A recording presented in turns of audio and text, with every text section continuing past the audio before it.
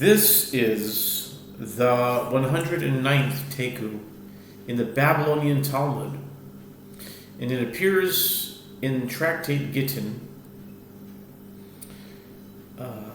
page 85a, according to the book Taiku by Rabbi Aaron Yehoshua Pessin. The words of Chutz me hafaras nidarecha. Now, I think that there were several more cases. This is extremely long. It's probably a good portion of the Talmud, if not the whole thing.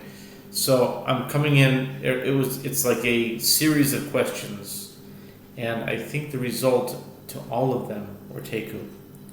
Now, in case you were wondering, Taiku was an unanswered question, and we must wait for the Messiah to come to have the answer, and Elijah the prophet will answer it. And why Elijah, not the Messiah? Well, I don't know. That's my own question. At any rate, it's in the middle of a series of questions, so I just... it's from the words Chutz me hafaras nidarecha mahu. It's a series of questions about a man who gives a divorce to his wife, but he gives some kind of stipulation, makes some kind of condition on it. The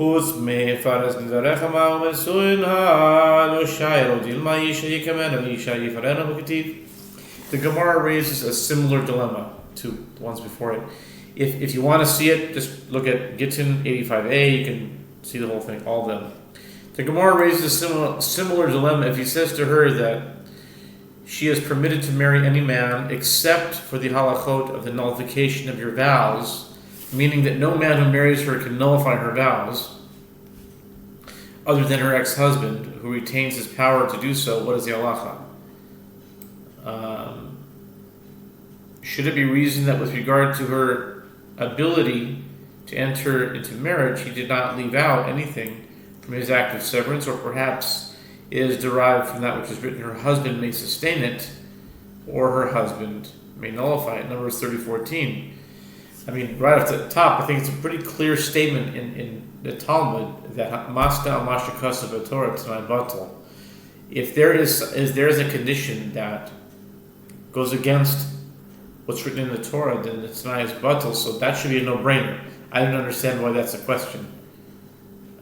Maybe the Mefarshim talk about it, but just right what came to mind is that if two people are about to get divorced, and a husband says, whoever you marry in the future won't have the ability to nullify your vows, that should be a downright instantly no good, because it's Hamasta Mashakasa B'Torah. In the Torah it's written in Parshas Matos, I think it is, Numbers 30:14, that a husband has the power to nullify. So how can you nullify the Torah's right for the husband to nullify? Anyway, it's a good chance that the Mefarshim talk about that, the commentaries. Anyways, that a husband's power to nullify a wife's vows is an intrinsic component of being married, and therefore this divorce is not a complete severance. Okay? Chutz miturumotayich mahu b'nesuin al-shah yeradim matkin in kasma k'div. The Gemara raises another dilemma. If he says to her, you are hereby permitted to marry any man except for your partaking of truma, meaning if she marries a priest, she will... Wait a minute. Here's another issue. She can't marry a priest. Because if a priest can't marry a divorced woman. Here's another issue. I don't know why they asked this question. Okay, if she marries a priest, she will not be able to partake of truma. What's the halacha? Should it be reasoned that with regard to her ability to enter into marriage, he did not leave out anything from his act of severance, or perhaps it is derived from that which is written, the purchase of his money, he may eat of it, Leviticus 22:11, indicating that a priest's wife partakes of truma because she is his acquisition. I'm just reading it. I don't necessarily agree with... I made that disclaimer before. This is a different era. This is a different time. I don't necessarily agree with what it's saying. I'm just reading the Talmud. They're saying that the wife is like an acquisition. That's what they're saying. She's an acquisition, and that if she is prohibited from taking of truma, then his acquisition of her is not complete. Okay. Chutz me'irushotayich mahu dinesuin al hashayir odin al hashayir v'yarish otakativ. The Gemara raises another dilemma. If he says to her, "You are hereby permitted to marry any man except for your inheritance," meaning her future husband will not be considered her husband with regard to the halachot of inheritance. What is the halacha? Should it be reasoned that with regard to her ability to enter into marriage, he did not leave out anything from his act of severance, or perhaps, since it is derived that a husband inherits from his wife, who is considered his next of kin, from that which is written to his kinsman that is next to him of his family, and he shall possess it. Numbers 27:11.